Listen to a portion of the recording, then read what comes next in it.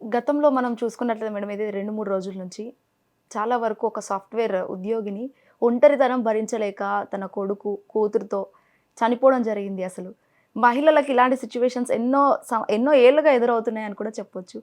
So, ఆ situation గురించి మనం ఏం మాట్లాడుకున్నా తక్కువే అని కూడా మనకిక్కడ కనిపిస్తున్న పరిస్థితి. అసలు ఏం మాట్లాడడానికి కూడా అక్కడ లేని సిట్యుయేషన్. బట్ పిల్లలను అలా చేయడం చాలా వరకు ఆ మహిళ రాంగ్ అని చెప్పేసైతే నా అభిప్రాయం. మీరేమంటారు దానికి? అలా చేయకూడదండి. హ్మ్. పిల్లల్ని ఈ ప్రపంచంలోకి తీసుకొచ్చే హక్కు ఉంది కానీ హ్మ్. వాళ్ళని పెంచి పెద్ద చేసే బాధ్యత ఉంది కానీ వాళ్ళని చంపే హక్కు లేదు హ్మ్. ఏ తల్లిదండ్రులకైనా. అవును. మరి ఆమె తను చనిపోతూ పిల్లల్ని కూడా చంపేసింది. హ్మ్. సరే, పిల్లల్ని అలా ఎందుకు చంపింది అనే దానికంటే కూడా ఆమె ఎందుకు అలా చేసింది అనేది ఇక్కడ ముఖ్యమైన విషయం. ఎందుకంటే ఆమె అలా చేయాలనుకోకపోతే పిల్లల్ని కూడా చేసేది కాదు. హుహు. ఆమె అలా చేసుకోవాలనుకుంది కాబట్టే నేను లేని ఈ ప్రపంచంలో నా పిల్లలు ఏమైపోతారు అనే ఒక బెంగతోటి పిల్లల్ని కూడా చంపేసింది. అసలు ఆమెకి ఏంటి అంత బాధ? ఇప్పుడు మామూలుగా చూసామనుకోండి, చాలామంది హోటల్స్లో హ్మ్. ఇప్పుడంటే 14 ఏళ్ల లోపు పిల్లల్ని సర్వర్లుగా పెట్టుకోవట్లేదు. ఎందుకంటే బాల కార్మిక వ్యవస్థ గురించి అవగాహన బాగా వచ్చింది. ప్రతి ఒక్కళ్ళు కూడా పిల్లలతో పని చేయించుకోవాలి అంటే వాళ్ళ ఆధార్ కార్డులు అడుగుతున్నారు, పిల్లలు చూడటానికి చిన్నగా కనిపిస్తే గనక. అయితే ఒకప్పుడు హోటల్స్లో చిన్న చిన్న పిల్లలు టేబుల్స్ తుడుస్తూ ఉండేవాళ్ళు. వాళ్ళ కష్టం ఎంత కష్టం అది. ఇప్పుడు రోడ్ల పక్కన పిల్లలు అడుక్కుంటూ ఉంటారు. చిన్న చిన్న పిల్లల్ని ఎత్తుకొని తల్లులు వాళ్ళని గిచ్చి ఏడిపించి డబ్బులు తీసుకుంటూ ఉంటారు. ఇట్లాంటి కష్టాలతో పోలిస్తే పడుకోవటానికి ఇల్లు లేక, తినడానికి తిండి లేక, కట్టుకోవటానికి బట్టలు లేక పేమెంట్ల మీద పడుకొని నిద్రపోతుంటారు. రైల్వే స్టేషన్స్లో పడుకొని నిద్రపోతుంటారు. ఇప్పుడు మన ఈ మెట్రో స్టేషన్స్ ఉన్నాయి కదా, మెట్రో స్టేషన్స్ దగ్గర నీడ ఉంటుంది కదా, నెలల తరబడి ఆ నీడ కింద ఉంటున్న వాళ్ళని చూస్తున్నాం. నేను చూస్తూ ఉంటా రోడ్లో వెళ్ళేటప్పుడు, వాళ్ళు ఉన్నారా వెళ్ళిపోయారా అని. ఉండేవాళ్ళు ఉంటూనే ఉన్నారు. అంటే ఇప్పుడు నేను అనేది ఏంటంటే ఒక అదో జగత్ గురించి మాట్లాడుతున్నా. ఆ ప్రపంచంలో ఉన్న వాళ్ళ కష్టాలతో పోలిస్తే ఈమె కష్టం ఏ పాటిది? ఎందుకంటే ఈమెకు ఉండటానికి ఇల్లు ఉంది, చేయటానికి ఉద్యోగం ఉంది, తిరగడానికి కారు ఉంది, భర్త ఉన్నాడు, పిల్లలు ఉన్నారు, పైగా తన కుటుంబంలోనే తను కలిసి ఉంటుంది. ఇప్పుడు ఇన్ని ఉన్నప్పుడు ఈమె ఎందుకు ఆత్మహత్య చేసుకుంది? ఇప్పుడు భర్త దుబాయ్లో ఉద్యోగం చేస్తున్నాడు, ఈమె ఇక్కడ ఉద్యోగం చేస్తుంది. అంటే దాదాపు ఒక 17-18 సంవత్సరాల నుంచి వీళ్ళు ఉద్యోగాల్లో ఉన్నారు. అంటే కానీ ఈమె ఎప్పటి నుంచి మొదలెట్టింది లేదు. భర్త అయితే మటుకు పెళ్లికి ముందే ఉద్యోగాలు ఉంటాయి కదా జనరల్గా. సరే, అంత పాత రోజు నుంచి ఉద్యోగాలు చేసేవాళ్ళు అంటే వీళ్ళు ఆర్థికంగా కొంచెం పర్వాలేదని చెప్పుకోవచ్చు. మరి ఆర్థిక ఇబ్బందులు లేవు, ఉద్యోగం చదువుకున్నావిడ ఉద్యోగం చేస్తోంది, పిల్లలు చూస్తే హాస్టల్లో ఉన్నారు. ఏంటి ఈవిడ బాధ అనేది మనం ఆలోచిస్తే ఖచ్చితంగా ఒంటరితనం. ఆమెకి జీవితంలో భర్త దగ్గర లేడు, రైట్, పిల్లలు హాస్టల్స్లో ఉంటున్నారు. తల్లితో రిలేషన్ ఏంటి అనేది కనుక కొంచెం విశ్లేషించుకుంటే, వాళ్ళిద్దరి మధ్యలో మేమిద్దరం ఫ్రెండ్స్లా ఉండేవాళ్ళమని వాళ్ళ అమ్మ చెప్తుంది, కానీ ఎక్కడో అక్కడే ఒక డొల్లతనం ఉన్నట్లు అనిపిస్తుంది. అత్తామామతో కలిసి ఉండట్లేదు ఈవిడ. ఎప్పుడన్నా అకేషనల్గా కలుస్తారంతే. పుట్టింటి కుటుంబంతోనే కలిసి ఉంటుంది. ఈ ప్రాసెస్లో ఏమైనా ఆర్థిక లావాదేవీల విషయంలో ఏమైనా తేడాలు వచ్చాయా? ఒకటి. 2, భర్త ఎందుకు దుబాయ్లో ఉద్యోగం చేస్తున్నాడు? ఇప్పుడు భర్త ఒక చోట, భార్య ఒక చోట ఉద్యోగం చేసే చాలామంది ఉంటారు అట్లా. అయితే ఎందుకు ఉద్యోగాలు ఇలా చేస్తారు అంటే వాళ్ళు వాళ్ళ ఫైనాన్షియల్ కమిట్మెంట్స్ కోసం అని చెప్పి వాళ్ళు చేస్తారు. అయితే వాళ్ళకు ఒక అవగాహన ఉంటుంది, ఎందుకు వేరే దేశం వెళ్తున్నాము. ఆయన ఉద్యోగం చేయడానికి వెళ్ళాడు కానీ కాలక్షేపం చేయడానికి వెళ్ళలేదు కదా. ఉద్యోగం చేయడానికి వెళ్ళేటప్పుడు వీళ్ళిద్దరికి మధ్యలో దానికి సంబంధించిన ఒక అవగాహన ఉంటుంది. ఇప్పుడు మనకు ఒక పరిస్థితి వచ్చింది అంటే ఆ పరిస్థితికి కారణం ఏంటో మనకు తెలిసినప్పుడు దాని గురించి పెద్ద దిగులు ఉండకూడదు లెక్క అయితే. మరి ఎందుకు ఆమె దాన్ని ఓవర్కమ్ కాలేకపోయింది అని అంటే, పైగా ఇంకొకటి, అక్కడ భర్త బాధ్యతారాహిత్యం కూడా కనిపిస్తూ ఉంది. ఆయనకేమి పెద్ద నేను ఫారెన్లో ఉద్యోగం చేస్తున్నా కదా. ఇప్పుడు కొంతమంది ఉంటారు, నేను ఆఫీస్కి వెళ్ళి ఉద్యోగం చేసి వస్తున్నాను కదా, ఇంక నేనేం పట్టించుకోను, నేనేమి చేయను అన్నట్లుంటారు కొంతమంది మగవాళ్ళు. కొంతమంది ఆడవాళ్ళు ఉద్యోగాలు చేసేవాళ్ళు, నేను ఆఫీస్కి వెళ్తున్నాను, నేను ఉద్యోగం చేస్తున్నాను, నేనేమి పట్టదు.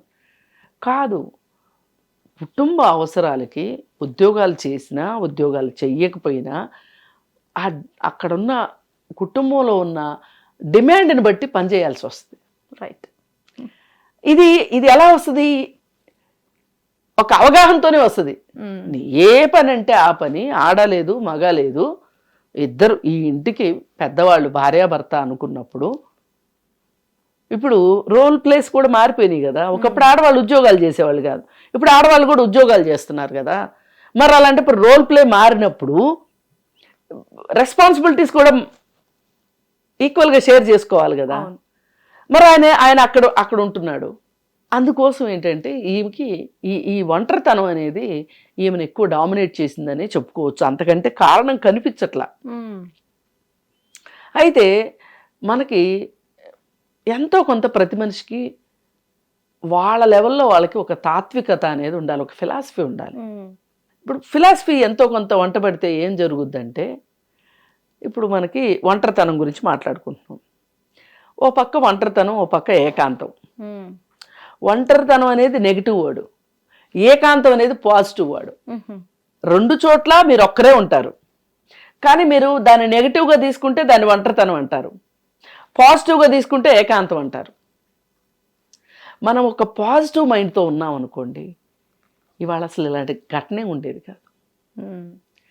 ఆమె మరి ఓవర్ పాజిటివ్ అయిందా అంటే, ఆయన చెప్తున్నాడు ఓ పక్క నుంచి, నా భార్య చాలా ధైర్యవంతురాలు, నా భార్య దేవత అని చెప్తున్నాడు. మరి అలాంటి ఆమె ఇలా ఎందుకు చేసుకుంది అంటే, ఈమె ఓవర్ క్రౌడ్ అయింది అనేది అర్థమవుతుంది ఇక్కడ. ఇప్పుడు నువ్వు దేవతవి అంటే అన్ని భరిస్తుంది, ధైర్యవంతురాలు, అన్ని పరిస్థితుల్ని ధైర్యంగా ఫేస్ చేస్తుంది, అన్ని బాధ్యతలు తీసుకుంటుంది, జీవితం అంటేనే సవాళ్ళన్నీ తీసుకుంటుంది. కానీ ఎక్కడో ఒక చోట ఏదో ఒక సందర్భంలో నేనే ఎందుకు ఇవన్నీ చెయ్యాలి, నేనే ఇలా ఎందుకు ఉండాలి, ఈ బాధ్యతలు బరువులు నేనొక్కదాన్నే ఎందుకు మొయ్యాలి అనే ఒక ఫీలింగ్ వచ్చింది అనుకోండి. ఇక్కడ మళ్ళీ పాజిటివ్ మైండ్ నెగిటివ్ మైండ్ పనిచేస్తాయి. పాజిటివ్ మైండ్ అయితే ఇది నాకు వచ్చిన అవకాశం, ఇప్పుడు వేరే వాళ్ళు ఎవరో చేయకుండా వదిలిపెడితేనే కదా నా దాకా వచ్చింది, అంటే నా దగ్గర ప్రతిభ ఉండబట్టే, నేను చేయగలను అనే నమ్మకం ఉండబట్టే అది నా పని నా దగ్గరకు వచ్చింది, అంటే ఇది నా సామర్థ్యానికి సంబంధించిన విషయం అని అనుకున్నారనుకోండి పాజిటివ్గా, బాధ ఉండదు. కానీ నెగిటివ్గా ఏమనుకుంటారు, నేనే చేయాలా, నేనే ఎందుకు చేయాలి అంటే నాతో చేయించాలని వాళ్ళు డిసైడ్ అయ్యారు, అందుకే నా మీద తోస్తున్నారు. నిజంగా కూడా జరగొచ్చుది, కానీ దాన్ని కూడా నెగటివ్లో పాజిటివ్ చూడటమే ఫిలాసఫీ అంటే. అంటే ఈ విషయాన్ని బేస్ చేసుకొని చెప్పండి, మిగతా ఒక వైఫ్ అండ్ హస్బెండ్ ఎలా ఉండాలి అసలు కంపారిజన్? వైఫ్ అండ్ హస్బెండ్ ఎలా ఉండాలి అనేది వాళ్ళ కుటుంబ అవసరాలకి వాళ్ళిద్దరూ మాట్లాడుకుంటూ ఎవరు చేయగలిగినంత, ఎవరు చేయాల్సినంత చేస్తా వెళ్ళాల్సిందే. ఇప్పుడు ఇది ఒక ఆఫీస్ ఉందండి, ఆఫీసు సక్సెస్ఫుల్గా రన్ అవటానికి ఆఖరికి స్వీపర్ దగ్గర నుంచి వాష్రూమ్స్ కడిగే వాళ్ళ దగ్గర నుంచి CEO వరకు అందరూ ఎవరి పని వాళ్ళు చేస్తేనే ఒక ఆఫీస్ రన్ అవుతుంది. ఇల్లు కూడా అంతే. పిల్లలు బాగా చిన్నప్పుడు తల్లి తండ్రే మొత్తం చేయాల్సిందే. పిల్లలు కొంచెం పెరుగుతున్నారు, వాళ్ళ వయసుకు తగ్గట్టు వాళ్ళతోటి ఏదన్నా వాళ్ళకు మంచి చెడు లేకపోతే ఏదైనా పనులు చేయటం అలా నేర్పించుకుంటూ ఈ నలుగురు ఒక యూనిట్. అదే ఈ ఇంట్లో గ్రాండ్ పేరెంట్స్ ఉన్నారనుకోండి, అమ్మమ్మ తాతయ్యో నాయనమ్మ తాతయ్యో ఉన్నారనుకోండి, వాళ్ళు చేయగలిగింది ఏదో వాళ్ళు చేస్తూ వాళ్ళ బాధ్యత ప్రకారం వాళ్ళు చేస్తూ ఇలా వెళ్తూ ఉంటే ఏమీ ఉండదు. కానీ మనం చెప్పేది ఎలా ఉంది, ఊహాజనితంగా ఉంది. కానీ వాస్తవ రూపంలో ఇలా జరగలేదనుకోండి, ఒకళ్ళు బాగా పనిచేస్తా వాళ్ళ బాధ్యత ప్రకారం వాళ్ళు చేస్తా రెండో వాళ్ళు చేయని కూడా చేస్తున్నారు అనుకోండి, వీళ్ళకి ఏదో ఒక రోజు ఒక అలసట అనేది వస్తుంది కదా. అవును. అందుకని సంసారము అంటే సమభాగస్వామ్యం అని అర్థం. అది ఎంతమంది అలా తీసుకుంటారు? ఇలా తీసుకునే విషయంలో కొంతమంది మగవాళ్ళు ఫెయిల్ అయ్యే వాళ్ళు ఉన్నారు, ఆడవాళ్ళు ఫెయిల్ అయ్యే వాళ్ళు ఉన్నారు, ఆ సందర్భంలో కొంచెం బర్న్అవుట్ అయిపోయే వాళ్ళు ఉన్నారు.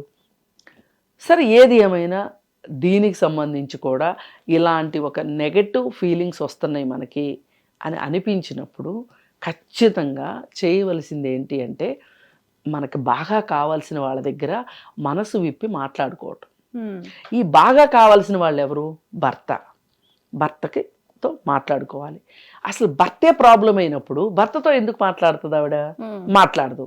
అలాంటప్పుడు ఆమె కుటుంబ సభ్యులతో మాట్లాడుకుంది అనుకోండి, వాళ్ళు సరైన సలహా ఇచ్చారనుకోండి, వెల్ అండ్ గుడ్. అక్కడ సరిగా లేదనుకోండి, ఇక మిగిలింది ఎవరు? స్నేహితులు, లేదంటే కొలీగ్స్. ఇవాళ ఎవరి ప్రపంచంలో వాళ్ళు ఉంటున్నారు. 5 నిమిషాలు వేరే వాళ్ళ కోసం స్పేర్ చేయటానికి ఎవ్వరూ సిద్ధంగా లేరు. ఇప్పుడు మనకు మిగిలిన ఒకటి ఏంటి అంటే, కౌన్సిలింగ్కి వెళ్ళడం, థెరపిస్ట్ దగ్గరికి వెళ్ళడం, సైకాట్రిస్ట్ దగ్గరికి వెళ్ళడం. వాళ్ళైతేనే మన బాధలు వింటారు. గంటకింతని తీసుకుంటారు, మన బాధలు వింటారు, మనకి సరిపడతాయి అనుకున్న ఒక 4-5 రకాల సొల్యూషన్స్ చెప్తారు. దానిలో మీకు ఏది అనుకూలమో అది మీరు చూజ్ చేసుకొని మీరు కాస్త ప్రశాంతతను తెచ్చుకుంటారు జీవితంలో. లేదు, ఇది కౌన్సిలింగ్తో కూడా అయ్యేది కాదు, కాస్త మీరు ఓవర్ స్ట్రెస్ అవుతున్నారు, డిప్రెషన్లోకి వెళ్ళిపోతున్నారు అనిపించినప్పుడు వాళ్ళు ఖచ్చితంగా మిమ్మల్ని సైకాట్రిస్ట్ దగ్గరికి గైడ్ చేస్తారు. కొంతమంది సైకాలజిస్ట్ దగ్గరికి వెళ్ళకోకుండా డైరెక్ట్గా సైకాట్రిస్ట్ దగ్గరికి కూడా వెళ్ళే వాళ్ళు ఉంటారు. తప్పేం లేదు, ఆ ఇద్దరిలో ఎవరిని ముందు కలిసినా నష్టం లేదు. అప్పుడు ఈ సమస్యలు పరిష్కారం అవుతాయి. మరి అలా జరగలేదు, ఆమె చనిపోవటానికే సిద్ధపడింది. మరి పిల్లల్ని ఎందుకు తీసుకెళ్ళింది? ఇది ఇప్పుడు చాలా మందికి $1 మిలియన్ క్వశ్చన్. పిల్లల్ని ఎందుకు తీసుకెళ్ళింది అంటే, తను అనుకునే బాధ ఏదైతే ఉందో, తను అనుకుంటున్న కష్టం ఏదైతే ఉందో, అది వాస్తవం అయినప్పటికీ అవాస్తవం అయినప్పటికీ కూడా తను ఒక ఫీలింగ్లోకి వెళ్ళిపోయింది. ఆ వెళ్ళిపోయి దానిలోనే ఆమె జీవిస్తూ ఉంది.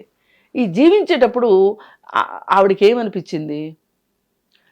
నేను ఇంత పెద్దదాన్ని, చదువుకున్నాను, ఉద్యోగం చేస్తున్నాను, నా జీవితమే ఎలా అయిపోయింది? ఈ ముక్కుర పచ్చలారని పిల్లలు బాధ్యత ఎవరు తీసుకుంటారు? నాకెవరు భరోసా ఇస్తారు? ఒక పక్క భర్త భరోసా ఇస్తాడా? ఇచ్చేవాడైతే నాకు ఈ పరిస్థితి ఎందుకు వస్తుంది? ఇవ్వడు. కాబట్టి భర్త పేరు కొట్టేసింది. తర్వాత తల్లి, తర్వాత అన్నయ్య, మరి వాళ్ళ మీద కూడా ఆమెకు భరోసా లేదు. ఒకప్పుడు ఇలా పిల్లలతో పాటు తల్లులు చచ్చిపోవటం ఉండేది కాదు. ఏంటంటే వాళ్ళు అమ్మమ్మలో, తాతయ్యలో, మేనమామలో ఎవరో ఒకళ్ళు, నాయనమ్మ తాతయ్యలో ఎవరో ఒకళ్ళు చూసుకునేవాళ్ళు వాళ్ళని. ఆ రోజు ఆ నమ్మకం ఉండేది. ఇప్పుడు ఆ నమ్మకం లేదు. వాళ్ళని వాళ్ళు నమ్ముకోవట్లేదు, పక్క వాళ్ళని నమ్మట్లేదు. ఈ పరిస్థితుల్లో పిల్లలను కూడా ఆవిడ సరే వాళ్ళని ఎలా ఒప్పించింది అంటే, ఏమని చెప్పి ఒప్పించిందో, అసలు ఆమె మానసిక స్థాయి ఏంటో తెలిస్తే, ఎప్పుడైనా నీ దగ్గర ఏదైనా ఆమె బయట పెట్టిందా, ఆమె ఏదన్నా ఒక బాధపడుతున్నట్లుగా నీకు చెప్పిందా ఏంటి అనేది, భర్తకి ఇంత పరిస్థితిలో తను చచ్చిపోవడమే కాకుండా పిల్లలను కూడా చంపే మానసిక స్థాయిలో ఆమె ఉంది అంటే, ఆమె భర్తతోటి ఏమీ పంచుకోకుండా ఉన్నది అంటే మట్టుకు నమ్మలేము. అంటే ఇక్కడ ఆ భర్తకి తెలుసు కూడా పెద్దవాళ్ళనే ఉన్నారు కదా, పెద్దవాళ్లే, intermediate first year, second year. ఇప్పుడు వాళ్ళనేమి ఇన్ఫ్లుయెన్స్ చేసి ఉండొచ్చు. నేనైతే బతకలేను, నా బతికే ఇలా అయ్యింది, మీ బతుకులు కూడా అలాగే అయిపోతాయి అని వాళ్ళని ప్రిపేర్ చేసినట్టు అనిపిస్తుంది. అది తక్కువ సమయంలో చేసిందా లేకపోతే ఎప్పటి నుంచో ఇలా మాట్లాడుతుందో మనకు తెలియదు. ఇప్పుడు తండ్రితోటి ర్యాపో ఉంటే పిల్లలైనా తండ్రితో చెప్పుండేవాళ్ళు, అమ్మ ఏంటో డిఫరెంట్గా బిహేవ్ చేస్తోంది అనే మాట ఉండుండేది. అసలు ముందు అతనితోటి ఏమీ మాట్లాడుకోకుండా ఆవిడ ఉన్నది అంటే మట్టుకు నమ్మలేమండి. వీళ్ళు సిగ్నల్స్ ఇస్తారు ఆత్మహత్యలు చేసుకునేవాళ్ళు, మాటల ద్వారానో చేతల ద్వారానో ఒక నిరాశగా మాట్లాడటము చేస్తారు. అది గమనించుకోవాలి. పక్క మనిషిలో వస్తున్న మార్పులు కూడా గమనించని కాడికి మనం ఎట్లా మనుషులు అవుతాం? పైగా కుటుంబ బంధాల్లో ఉండి ఇక్కడ ఒక రకంగా ఆమె విషయంలో ఆమె ఫెయిల్యూర్ ఎంత అయ్యిందో పిల్లల ఫెయిల్యూర్ అంటానికి లేదు, కుటుంబం మొత్తం కూడా ఫెయిల్ అయిందనే చెప్పొచ్చు. ఇక్కడ ఇట్లాంటి వాటన్నిటికీ ఒకటే పరిష్కారం, మీరు ఖచ్చితంగా సైకాలజిస్ట్ దగ్గరికి వెళ్ళడమే. మరి ఇదివరకు ఇట్లాంటి కష్టాలు లేవా అని అనుకుంటే ఇదివరకు పంచుకునేవాళ్ళు. మనం గమనిస్తే బయట కూర్చొని మాట్లాడుకుంటూ ఉండేవాళ్ళు. మగవాళ్ళు అయితే రచ్చబండల దగ్గర, ఆడవాళ్ళు అయితే అరుగుల దగ్గర, లేకపోతే మధ్యాహ్నం ఏదైనా పనులు చేసుకుంటూనో మాట్లాడుకుంటూ ఉండేవాళ్ళు. ఇప్పుడు అది తగ్గింది. Cell phone main reason. Cell ఫోనే వాళ్ళకి ఫ్రెండు. ఆల్రెడీ ప్రోగ్రామ్ అయిన సెల్ ఫోను మీకేం ప్రోగ్రామ్ చెప్తుందండి? ఆలోచించగలిగిన మనిషి అయితే ప్రోగ్రామ్ చెప్తాడు కానీ. అది వీళ్ళ విషయంలో అదే జరిగింది. ఇలాంటి పరిస్థితిలో ఎవరైనా సరే ఉంటే మొదట్లో వాళ్ళ మీద వాళ్ళకి అదుపు ఉంటుంది. అప్పుడు మీరు దిస్ ఈజ్ ద టైం అని చెప్పి మీరు సైకాలజిస్ట్ దగ్గరికి వెళ్ళండి. లేదు అనుకుంటే మాట్లాడండి. మాట్లాడితే గుండె బరువు తగ్గుతుంది. ఇంకా పరిస్థితి బాగలేదు అంటే సైకాట్రిస్ట్ దగ్గరికి వెళ్ళండి. ఇవాళ ప్రపంచంలో ప్రతి ముగ్గురులోనూ ఒకళ్ళు తీవ్రమైన మానసిక ఇబ్బందుల్లో ఉన్నారు. మళ్ళీ చిన్న చితక ఒత్తిడి, డిప్రెషను ఇవి చాలా చిన్నవి అయిపోయినాయి. ఇప్పుడు చచ్చిపోవాలనుకోవటము, ఎవరైనా చంపాలనుకోవడము ఇవి పెద్ద స్థాయిలో అయిపోయినాయి. అందుకని ఏది ఏమైనప్పటికీ ఒక వ్యక్తి మానసిక ఆరోగ్యం అతని చుట్టూ ఉన్న పరిస్థితులను బట్టి, అతని ఆలోచన విధానాన్ని బట్టి ఉంటుంది. అతని ఆలోచన విధానం సరిగా లేదు అనిపించినప్పుడు ఇంట్లో కుటుంబం అంటే అదే కదా, కుటుంబ సభ్యులు గమనించుకొని వాళ్ళకి సరి అయిన మార్గనిర్దేశం చేస్తే, వాళ్ళకి ఒక ఊరటని ఇస్తే వాళ్ళు మామూలు అయ్యే అవకాశం ఉంటుంది. రైట్. అంటే చాలా వరకు ఇలాంటి ఇబ్బందులతో చాలామంది మహిళలు ఉండొచ్చు. అంటే భర్త లేని వాళ్ళు, ఆయన డివోర్స్ అయిన వాళ్ళు చాలా వరకు ఉన్నారు. సో అలాంటి మహిళలకు మీరేమైనా చెప్పాలనుకుంటున్నారా? ఏం లేదు. ఇప్పుడు మనకున్న పరిస్థితి, మనం ఎదుర్కొంటున్న సమస్యలకి ఎవరో వచ్చి ఏదో చేస్తారని అనుకోవటం పొరపాటు. ఎవ్వరికి ఏమీ చేయరు. ఎవరికి వాళ్ళే చేసుకోవాలి, మంచి చేసుకున్నా చెడు చేసుకున్నా. వీలున్నంత వరకు మీకు మీరు చెడు చేసుకోకుండా మంచి చేసుకోవాలి అంటే ఆరోగ్యకరంగా ఆలోచించండి. డబ్బు మీద వ్యామోహాన్ని తగ్గించుకోండి. అలాగే ఈ కన్జ్యూమర్ ఇది ఏదైతే అయిపోయిందో, విపరీతంగా బట్టలు కొనుక్కోవటం, మనము ఏదైనా డబ్బు ఖర్చు పెడితేనే ఆనందం వస్తుంది అనే ఒక పరిస్థితిలోకి మనుషులు వెళ్ళిపోతున్నారు. రోజు రోజుకి హోటల్స్కి వెళ్ళడమా, గోవాలకు వెళ్ళడమా, లేకపోతే విపరీతంగా సినిమాలకు వెళ్ళడమా, స్పెండింగ్లోనే ఒక మనిషి ₹1,00,000 సంపాదిస్తున్నాడు అంటే 1,50,000 ఖర్చు పెట్టేలాగా తయారయ్యారు. అప్పు చేసైనా సరే. ఇట్లాంటి లక్షణాలు ఎప్పుడైనా సరే ఇలాంటి వ్యక్తులు కుటుంబంలో వాళ్ళకి నష్టమే, వాళ్ళకి నష్టమే. అందుకని సాధ్యమైనంత వరకు మనం సంతోషంగా ఉండటానికి ప్రయత్నం చేయాలి. పక్క మనిషిని సంతోషంగా ఉండటానికి ప్రయత్నం చేయాలి. నలుగురితో కలగలిసి ఉండేదానికి ప్రయత్నం చేయాలి. అంతేగాని ఫోన్ పట్టుకోను, లేకపోతే టీవీ చూస్తాను, కంప్యూటర్ చూస్తాను, ఇది జీవితం కాదు. మనిషికి ఒక మానవుడు సంఘజీవి అన్నారు. ఒక సోషల్ లైఫ్ కావాలి ప్రతి మనిషికి. అలా ఉన్నప్పుడు ఇట్లాంటి సమస్యల్ని తేలిగ్గా అధిగమించవచ్చు. ఇది కావాలి. ఇవాళ ఈ డబ్బు ప్రాధాన్యత తగ్గాలి. ఇప్పుడు ఈమె విషయంలో అదే కదా. అదే వీళ్ళు ఒక కుటుంబంలాగా ఉన్నారనుకోండి, ఆయన ఇక్కడే ఉన్నాడు అనుకోండి, ఎంతో కొంత తోడు అయితే ఉండేదిగా. ఈ ఒంటరితనం అయితే ఉండేది కాదుగా. ఆయన ఎందుకు అక్కడ ఉద్యోగం చేసుకుంటా ఉండాలి? ఇప్పుడు ఇక్కడ ఈమె ఉద్యోగం చేస్తోంది కదా, ఒక్కడిపైనే భారం లేదు కదా. పైగా ఈ పిల్లలు ఇంటర్మీడియట్ దశ చాలా అవసరమైన దశ. ఈ దశలో మీరు ఎక్కడో కూర్చొని ఉద్యోగం చేస్తాము, డబ్బులు సంపాదిస్తాము అంటే ఇప్పుడు సంపాదించిన డబ్బులన్నీ ఎవరికి ఇస్తారు? ఇప్పుడు 3 జీవితాలు కూలిపోయినాయి ఇక్కడ. అందుకని ఇట్లాంటి పరిస్థితుల్లోకి ఎవ్వరూ వెళ్ళకండి. డబ్బు ప్రాధాన్యత తగ్గించుకొని ప్రశాంతంగా ఉండటానికి, సంతోషంగా ఉండటానికి ప్రయత్నం చేయాలి. Right, thank you so much. Thank you. Hit TV app, ఇందులో short news, live news, entertainment shows, movies, digital magazines తో పాటు మీ జిల్లా వార్తలను కూడా ఫ్రీగా చూడొచ్చు. ఇంకెందుకు ఆలస్యం, వెంటనే హిట్ టీవీ యాప్ ని డౌన్లోడ్ చేసుకుని ఫ్రీగా ఎంటర్టైన్మెంట్ పొందండి. Hit TV app. Hit TV app. Please download hit TV app. Hit TV యాప్ని ఫ్రీగా డౌన్లోడ్ చేసుకొని ఎంజాయ్ చేయండి. మీకు నచ్చిన ఎంటర్టైన్మెంట్ కోసం హిట్ టీవీ యాప్ ని ఫ్రీగా డౌన్లోడ్ చేసుకుని ఎంజాయ్ చేయండి. హిట్ టీవీ యాప్ని డౌన్లోడ్ చేసుకుని ఆస్వాదించండి, ఆశీర్వదించండి. ఇంతమంది సెలబ్రిటీలు హిట్ టీవీ యాప్ ని డౌన్లోడ్ చేసుకోండి అని చెప్తున్నారంటే ఎంత మంచి యాప్ ఆలోచించండి. అమెరికా అమెరికా అమెరికా అమెరికాలో చదవాలనుకునే వాళ్ళకి విశ్వసనీయమైన పేరు మన శౌర్య consultancy. UK Law 1 Year Masters. UK Law 1 Year Masters. 2 years work permit up to 5 years visa. Contact Saurya Consultancy.